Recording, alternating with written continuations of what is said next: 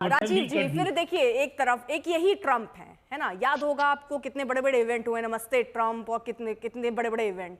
जब ये इन्वेस्टमेंट की बात करते हैं, जब भारत में विकास लाने की बात या एक साझेदारी की बात होती है, तब हम इसी ट्रंप पर भरोसा कर लें। लेकिन अब जब यही ट्रंप अगर बार बार ये कह रहे हैं जहाज गिरा दिए गए, अगर वो ये कह रहे हैं सीजफायर में उनकी भूमिका है, आप कह रहे हैं ये बात मत मानिए, लेकिन भारत और अमेरिका के संबंध अच्छे हो रहे हैं, अगर उसको लेकर कोई बात वो कहते हैं तो कहिए हाँ ये बात आप मान लीजिए। तो ये कैसे चुनना है, ये भी जरा समझा दीजिए। देखिए, भारत और अमेरिका के जो रिश्ते हैं नरम और गर्म तो रहे ही, लेकिन भारत ने निवेश बहुत ज्यादा किया है। भारत अमेरिकी रिश्तों को समृद्ध बनाने के लिए जो हमारे डिप्लोमेसी की जो कोशिशें हैं वो निरंतरता के साथ जारी। विश्व की एक बड़ी शक्ति है। ट्रंप आज राष्ट्रपति हैं, कल नहीं रहेंगे, कल कोई दूसरा राष्ट्रपति होगा। इस देश की बड़ी शक्ति है, इसीलिए क्या खुलकर नहीं बोल पा रहे हैं क्या राजीव जी? नहीं, खुलकर बोल रहे हैं, हाँ, लेकिन ये मल्लयुद्ध तो नहीं हो सकता है। हाँ? ये मलयुद्ध नहीं हो सकता है। विवादित सर, खंडन करना मलयुद्ध थोड़ी हो जाता है। डंकी की चोट पर क्यों नहीं कह रहे कि ट्रंप की कोई भूमिका नहीं है?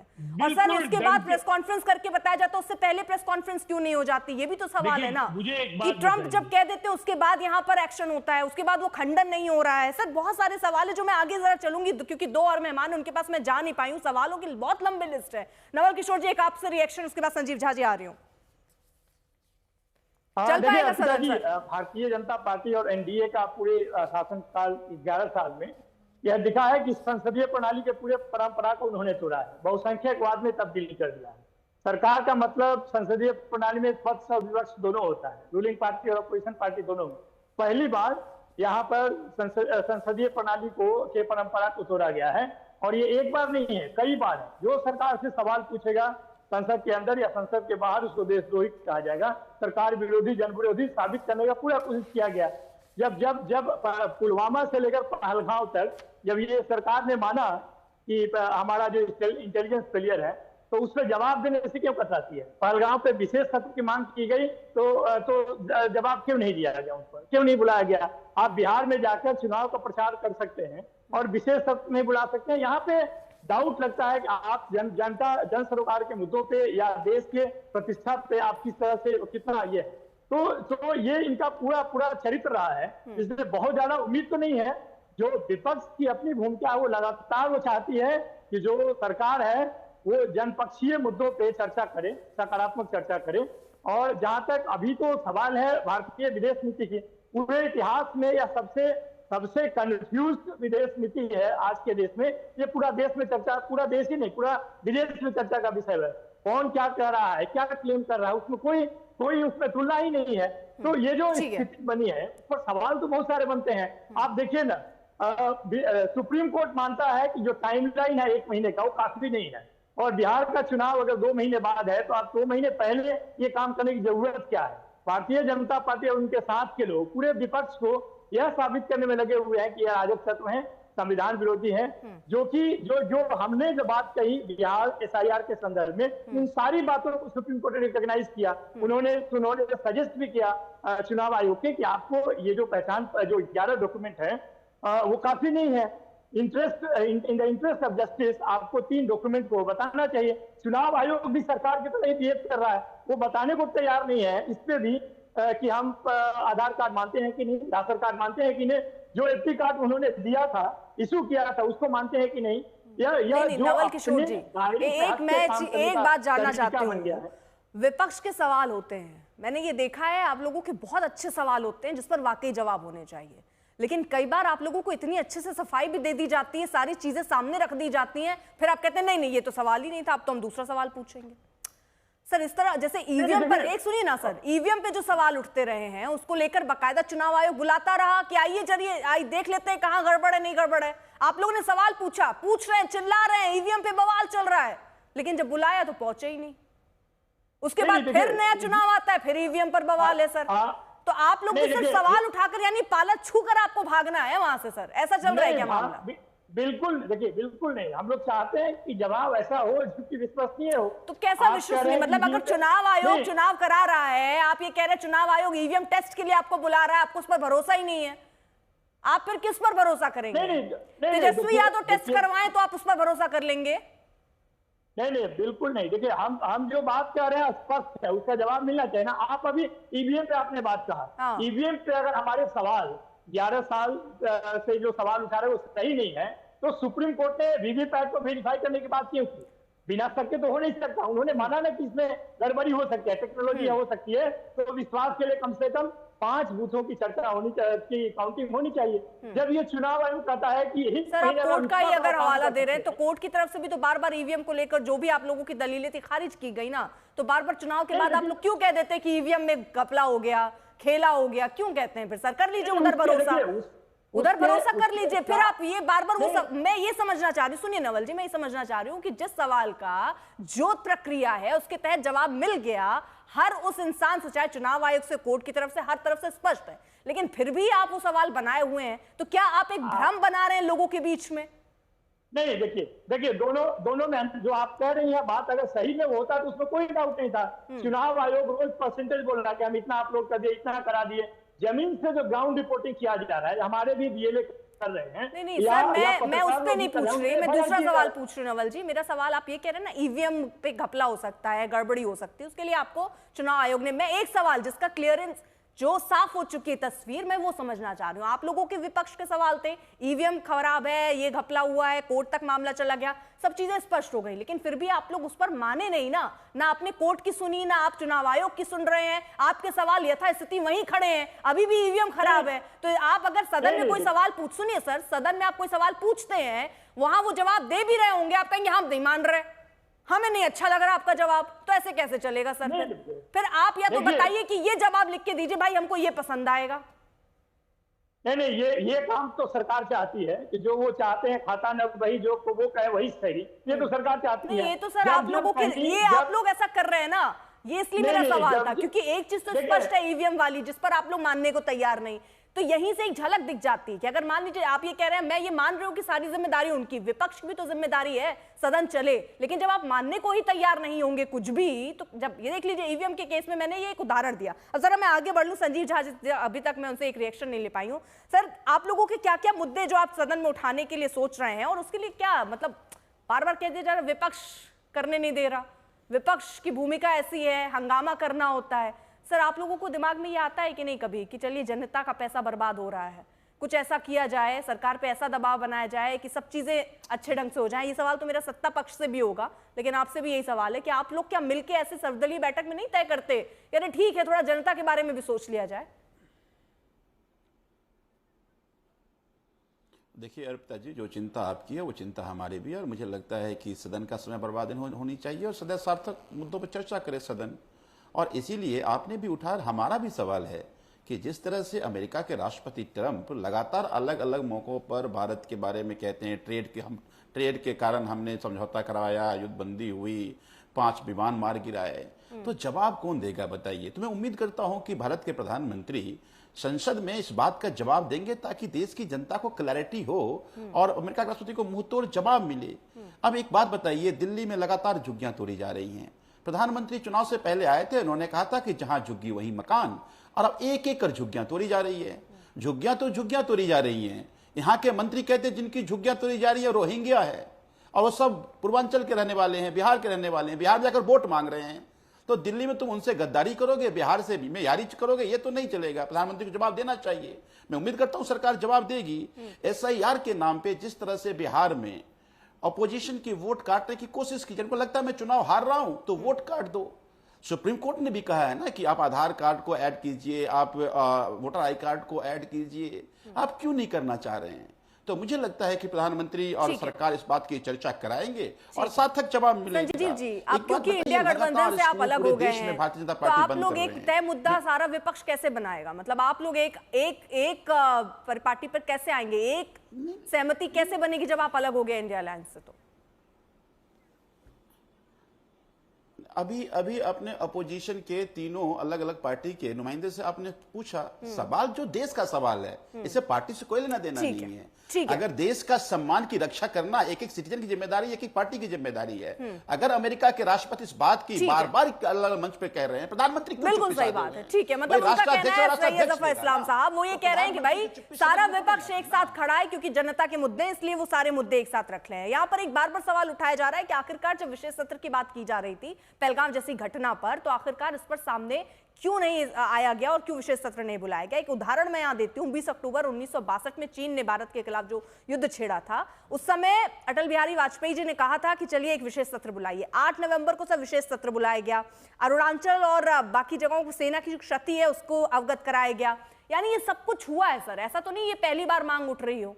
आप लोग क्यों नहीं विपक्ष की सुनते हैं? अभी चर्चा में आया, उस पर जवाब देना चाहता हूं। जहां तक आप विशेष सत्र की बात कर रहे हैं, ठीक है, विशेष सत्र इसलिए कि monsoon session round the corner था, होने ही वाला था, तो इसलिए इसके विशेष सत्र बुलाने की जरूरत नहीं थी, इसलिए कुछ ही दिनों बाद होने वाला था। अब सारी चर्चा इसमें हो जाए। अब जो सवाल जो बार बार मैं कह रहे हैं, हम चाहे दीपक झा जी कह रहे हैं या फिर आपके प्रवक्ता कह रहे हैं या फिर नवल किशोर जी कह रहे हैं, सबसे मैं आग्रह करूंगा कि जब वापस जाए अपने पार्टी के मुखिया से कहे कि भाई जो ट्रेजरी बेंच जो है वो सारी चर्चा करने के लिए तैयार है, बस हमें जो है एक रिस्पॉन्सिबल ऑपोजिशन के तौर पर चर्चा करना है, हम वहां पर हंगामा नहीं करने जाएंगे, तो सारी चर्चा हो जाएगी। जो मुद्दे हैं हम सबका स्वागत करते हैं, हर मुद्दों का स्वागत करते हैं। सदन ही एक ऐसी जगह जिस पर हर मुद्दों पे डिलिब्रेशन होना चाहिए, डिस्कशन होना चाहिए, लेकिन आपका इंटेंशन क्या है, मंशा क्या है, वो भी इंपॉर्टेंट है। अभी जैसे दीपक झा जी ने कहा कि सदन वेल में क्यों नहीं जाएंगे, हम तो कह रहे हैं बार बार, आपसे एक बार भी कहा हमने कि हम चर्चा नहीं करना चाहते हैं। अगर हम चर्चा करना चाहते हैं तो चर्चा ही तो आप चाहते हैं, आप कीजिए ना डिलिब्रेशन, डिस्कशन, जो करना है वो सदन के पटल पे कीजिए, हम तैयार है और हर मुद्दों पे जवाब देने के लिए बात करेंगे फैक्ट्स एंड फिगर्स के साथ। आपको ये भी बता दो, पहलगाम इशू हो, चाहे वो सीज फायर का इशू हो, चाहे एसआईआर का इशू हो, चाहे डोनाल्ड ट्रंप का इशू है, मुझे एक चीज बताइए, आप क्या इस बात के लिए उम्मीद करेंगे कि जो सवाल विपक्ष पूछेगा वही आप जवाब देंगे, या एक जिम्मेदार सरकार के तौर पर आप ये भी सोचेंगे कि जैसे मनमोहन सिंह ने जो घटना हुई थी मुंबई की, उसके बाद उन्होंने कहा कि हमसे गलती हो गई, बहुत सारे रिव्यू करने बाकी हैं, आतंकियों की इस तरह की कैसी गतिविधियां हो गई और ये जो हुआ उसके लिए उन्होंने माफी भी मांगी। पहलगाम जैसी घटना के लिए क्या आप लोगों की जिम्मेदारी नहीं बनती सर? बाकी ट्रंप अगर बार बार कह रहे हैं तो क्या ये जिम्मेदार सरकार के, तो आप ये बैठे हैं कि जो विपक्ष पूछेगा भाई हम उसका जवाब देंगे। जनता भी तो पूछ रही है, आपको जिम्मेदारी लेते हुए क्या पटल पर नहीं खुद बोलना चाहिए? आप लोगों ने क्या प्लान बनाए ये सारे सवाल कि पहलगाम के आतंकी कहां है, इसके बारे में आप देंगे सदन को जानकारी, आप बताएंगे कि किस? पिताजी मैं वही अर्ज कर रहा हूं बार बार आपसे कि देखिए लेफ्टिनेंट गवर्नर जो है उन्होंने कह दिया सिन्हा जी ने कि भाई इसकी जिम्मेदारी मैं लेता हूं, कहा कि नहीं बताइए, सार्वजनिक तौर से कहा। देखिए मैं सर बस मनोज सिन्हा जी ने कह दिया वही जिम्मेदारी, मैं आपको उदाहरण दे रही हूँ मनमोहन सिंह का, आप मुझे उदाहरण दे रहे हैं लेफ्टिनेंट गवर्नर का। एक मिनट बात तो पूरी करने दीजिए पिताजी। मैं ये कह रहा हूँ कि हर मुद्दे का, जिस मुद्दे को भी आप उठा रहे, चाहे एसआईआर का मुद्दा हो, चाहे पहलगाम का मुद्दा हो, चाहे सीज फायर का मुद्दा हो, चाहे डोनाल्ड ट्रंप का इश्यू का मुद्दा हो, हर सवालों का जवाब सदन के पटल पे दिया जाएगा। आप मुझे ये आश्वस्त कर दीजिए, पार्टी के प्रवक्ता के तौर पर आप मुझे ये आश्वस्त कर दीजिए, मैं विपक्ष को छोड़ रही हूँ, विपक्ष क्या सवाल पूछता है नहीं पूछता है? क्या मैं ये मानूं कि मॉनसून सत्र जिसकी कल से शुरुआत हो रही है, इसमें सरकार आगे बढ़कर खुद ये बताएगी कि भाई ट्रंप किस खुशी में ये कह रहे हैं कि 20-20 बार कि हमने जो है सीज फायर करवाया है, ट्रंप क्यों कह रहे हैं और क्यों आप उसकी कड़ी निंदा नहीं कर रहे हैं कि ट्रंप झूठ बोल रहे हैं? क्या ये कल सदन में होगा या आगे ऐसी प्लानिंग आपकी है एज अ सरकार? क्या आप ये बताएंगे कि फिलहाल जम्मू कश्मीर के ये आतंकी अभी तक गिरफ्तार क्यों नहीं हुए, पकड़े क्यों नहीं गए, कहां है ये? क्या ये जानकारी आप देंगे संसद के पटल पर? क्या आप ये जो वोटर वेरिफिकेशन का पूरा मुद्दा चल रहा है इस पर सदन में बोलेंगे? ये तमाम मुद्दे हैं, आपने अपनी तैयारी रखी, आप खुद से ये जानकारी देंगे या विपक्ष पूछेगा तब? देखिए मैंने कहा कि शायद रक्षा मंत्री खुद ही से दोनों सदन के इस पे सदनों में वो अपने पूरी स्टेटमेंट देंगे, वो सीज फायर पे, पहलगाम पे, सारी चीजों पे बात करेंगे। दूसरी चीज मैं कहना चाहता हूं कि देखिए कोई भी ऐसा मुद्दा नहीं जिसपे हम भागना चाहते हैं, हम चर्चा चाहते हैं। हम ये नहीं चाहते कि सदन को डिसरप्ट करने का अप्रोच हो उनका। डिसरप्शन अगर उनका अप्रोच होगा तो कोई चर्चा नहीं हो सकती। लेकिन अगर चर्चा करना चाहते हैं तो डिसरप्शन के बजाय कंस्ट्रक्टिव अप्रोच रखना चाहिए, बस इतना अच्छा, मेरा एक और आग्रह है। चीज, और दूसरी एक और चीज जो मैं जफर जी सुनिए, आप बार बार सर देखिए क्या है ना सर, सरकार आपकी है, अगर आप बार बार ये कहेंगे कि विपक्ष अपनी जिम्मेदारी तय कर ले, विपक्ष जो है चर्चा होने दे, सरकार की जिम्मेदारी है सर कि कैसे सदन चले, ये आपको पूछा जाएगा सर, इसलिए बार बार मैं सवाल आपसे पूछ रही हूँ। और आप बार बार ये केवल नहीं कह सकते कि विपक्ष नहीं करने दे रहा है सर, ऐसे तो नहीं होगा, वो विपक्ष का काम ही यही है सर, उसका काम ही यही है, उसको कैसे रोक लीजिएगा आप? अर्पिता जी, तो ऐसा नहीं ना, सदन में उनके भी मेंबर्स हैं, इसीलिए मैंने, जैसा राजीव भाई ने भी कहा, पहले मैंने भी कहा कि इसीलिए एक कमेटी बनाई जाती है जिसमें विपक्ष के लोग होते हैं और सत्ता पार्टी के भी लोग होते हैं। सर सुनिए, फिर मुझे ऐसे लगता है कि ये तो फिर एक ढर्रा बन जाएगा। सुनिए सर, ये एक ढर्रा बन जाएगा, ये बेसिकली ये ना कांग्रेस पार्टी का गुनाह होगा ना बीजेपी का गुनाह होगा, ये जनता के लिए मुसीबत बनने वाली है। क्योंकि अगर यही तरीका हो गया, इसी तरह से अगर सदन सत्र जो है, संसद के सत्र नहीं चल पाए, कल को कांग्रेस पार्टी सत्ता में आ जाएगी, वो भी यही करेगी सर, वो भी कहेगी ये लीजिए विपक्ष वाले करने नहीं दे रहे। भाई आम जनता सोच रही भाई अब हम क्या करें, किसी को तो चुन के भेजा ही, आप दोनों अगर एक ही थाली में बैठकर कहेंगे उनकी गलती, तो आम जनता क्या करेगी, मुझे ये बताइए। किसी की गलती नहीं बोल रहा हूं, आज के दिन में आग्रह कर रहा हूं, आप समझिए मैं क्या कह रहा हूं। मैं ये कह रहा हूं कि हम तैयार हैं चर्चा करने के लिए, जो बिजनेस वो कह रहे हैं वो भी तैयार है, आप कह रहे हैं आप भी तैयार हैं, फिर हो क्यों नहीं रही है चर्चा, यही तो सवाल है। नहीं, आप उनसे ये सवाल कर लीजिए कि हम तैयार हैं चर्चा करने के लिए, हम तो कह रहे हैं कि हम चर्चा करने के लिए तैयार हैं। वो भी दीपक जी तैयार हैं आप चर्चा के लिए, आर्य नवल जी इसके बाद देखिए सारे सवालों का जवाब मिलेगा। देखिए आप चर्चा करने के लिए तैयार, वो कह रहे हैं हम तैयार हैं चर्चा के लिए। देखिए अर्पिता जी, नरेंद्र मोदी जी को बोलने से कोई रोक सकता है क्या? पूरे देश में बोलते हैं, शहर शहर जगह जगह जाके रैलियां करते हैं, 2 लाख 5 लाख लोग। संसद भवन में 500-550 सांसद होते, वहां बोलने में क्यों कतराते हैं? क्यों दिक्कत होती है नरेंद्र मोदी जी को संसद भवन के अंदर बोलने में? बताइए। नरेंद्र मोदी जी का एक बड़ा अच्छा भाषण है, मैं सुनाता हूं आपको, जरा सुनिए पहले।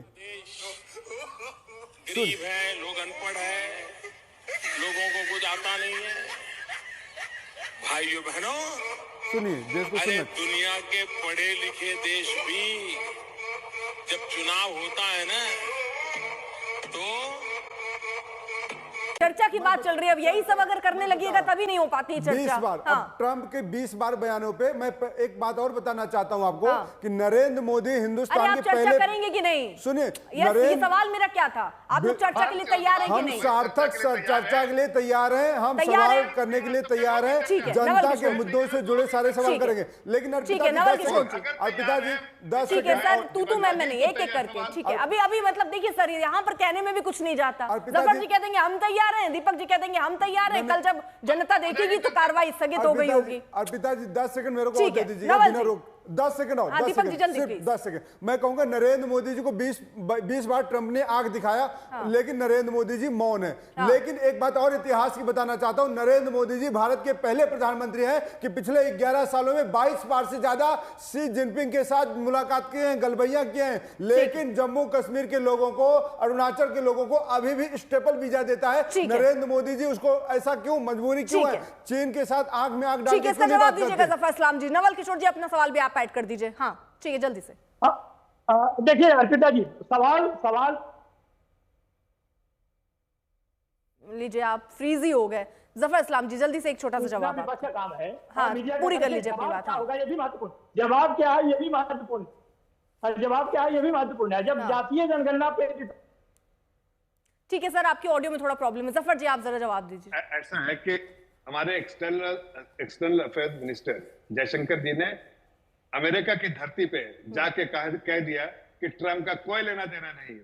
ये ट्रंप को सोचना पड़ेगा, अपनी जनता को बेवकूफ बनाने वाला बार-बार स्टेटमेंट। ठीक है, मैं सर प्लीज, मैं सभी को रोक रही हूँ सर, मैं सबको बारी बारी से मौका दे रही हूँ सर, प्लीज एक एक करके। जफर जी जल्दी से कंप्लीट कीजिए आप, एक एक करके प्लीज। ट्रंप को इस बात का एहसास होगा कि उनकी धरती पे जाके हमने बोल दिया, हमारे एक्सटर्नल अफेयर्स मिनिस्टर ने, कि ट्रंप का कोई लेना देना नहीं। अरे वो मान ही नहीं रहे हैं सर, 20 से 25 बार लगातार बोल जा रहे हैं। उससे पहले प्रेस कॉन्फ्रेंस क्यों नहीं, ये सवाल नहीं उठेगा क्या सर? ट्रंप पहले बता रहे हैं कि देखिए सीजफायर होने वाला है, हम बाद में बता रहे हैं कि हमने चर्चा कर ली। सर यहाँ कहीं ना कहीं तो कमियां हुई हैं, इसी को लेकर आपसे सवाल पूछा जा रहा है। एक मैं जनता से जुड़ा हुआ सर सवाल जानना चाहती हूँ, क्योंकि 2012 में तत्कालीन संसदीय कार्य मंत्री पवन बंसल ने संसद में व्यवधान की लागत 2.5 लाख रुपए बताई थी पर मिनट। उसके बाद से कुछ जारी नहीं हुआ आंकड़ा, कभी ये बताया नहीं गया कि संसद की जो कार्रवाई जो नहीं हो पाती उसमें कितने पैसे जाया होते हैं। ये तो आप कर सकते हैं ना, ये तो जनता को बताइए कि भैया हमारे कितने पैसे बर्बाद हो रहे हैं। सदन नहीं चल पा रही तो पैसे कहां कितने बर्बाद हो रहे हैं सर? क्योंकि देखिए ना सर, और मुझे ये भी बताइए, सांसद के पैसे कटते हैं क्या? आपके विधायकों के पैसे कटते हैं क्या? आप लोगों को कोई नुकसान होता है संसद की कार्रवाई ना चले तो? कुछ ऐसा नियम क्यों नहीं लाते सर जिसमें मान लीजिए अगर हम ऑफिस नहीं आएंगे तो ऐसे नियम है ना कि हमें उसको भुगतना पड़ेगा। आप लोगों को क्या भुगतना पड़ता है अगर संसद की कार्रवाई नहीं चलती? अर्पिता जी, सैनिटाइज जब होता है तो उस वक्त चेयर पे जो बैठे चेयरपर्सन जो होते हैं वो सारी जानकारी देते हैं, कितना मिनट, कितना समय, कितना खर्चा, सरकार की क्या इसमें रोल रहा, विपक्ष का क्या रोल रहा और देश का क्या फायदा और नुकसान हुआ, जनता की भलाई के लिए क्या बिल पास हुआ, वो सारा ब्यौरा देते हैं जब सैनिटाइज होने से पहले। वो 10 मिनट में सारी चीजें आंकड़े दिए जाते हैं। तो मेरे ख्याल से आपको ये बता दूं कि हर सदन में कितना खर्चा हुआ उसके आंकड़े मौजूद है सरकार के पास और दिए भी जाते हैं। शायद अगर थोड़ा सा आप इसमें जानकारी लेना चाहिए तो मिल भी जाएगा। ठीक। और सर कार्रवाई पे आपने नहीं बताया, आप ये कह रहे हैं कि वो बता दिया जाता है, वो जो आप संसदीय कार्य प्रणाली में सब चीजें होती हैं। मैं 2012 क्योंकि सर वो सामने रखी गई बात आपकी तरफ से, वो नहीं संसद की कार्रवाई में आप कह रहे हैं उसका जिक्र हुआ। लेकिन मैं ये पूछना भी चाहती हूँ साथ साथ कि सर क्या कार्रवाई होती सांसदों पर, विधायकों पर? अगर सदन की कार्रवाई ना चले तो आप लोगों पर क्या एक्शन? कुछ नहीं है सर, नहीं, बस मुझे आप लगता एक है दूसरे से रिक्वेस्ट करते रहिए कि आप चलवा लीजिए, आप चलने दीजिए, आप चलवाने दीजिए, यही चलता रहेगा सर फिर। देखिए, मैं तो कह रहा हूँ कि बहुत उपयोगी सुझाव है आपका। अगर जो अपोजिशन के लोग अगर जाके बैनर और प्लेकार्ड दिखाए और वेल में कूदे, उन पे कार्रवाई होनी चाहिए, उनके फेस सैलरी काट देनी चाहिए, करना चाहिए। आपके उपयोगी सुझाव है पिताजी। मुझे लगता है कि देश की जनता आपके सुझाव को बिल्कुल मानेगी और हमें करना चाहिए सर। हम तो इस उम्मीद पर सरकार चुनते हैं कि सरकारों के पास खुद इतने सुझाव होंगे कि वो देश बेहतर कैसे हो उस पर विचार करते हैं। अब हर इंसान अगर ऐसे सुझाव देता रहे और सरकार कहे हाँ ये बढ़िया सुझाव है, अब हम इस पर अमल करेंगे, तो सर शायद इसी रफ्तार से देश फिर आगे बढ़ेगा जिस तरह से बढ़ रहा है। ये एक बहुत बड़े प्रश्न है कि मॉनसून सत्र में इतने पैसे बर्बाद हो जाते हैं, आपके और हमारे पैसे हैं वो बर्बाद होते हैं, किसी का कुछ नहीं जाता और कोई पूछने में नहीं आ रहा कितने दिन सदन चल रही है, नहीं चल रही है, उससे क्या नुकसान हो रहा है, क्या नहीं हो रहा है। लेकिन ये हमें और आपको भी सोचना होगा, राजनेताओं का तो कहीं कोई घाटा नहीं, घाटा अपना ही है।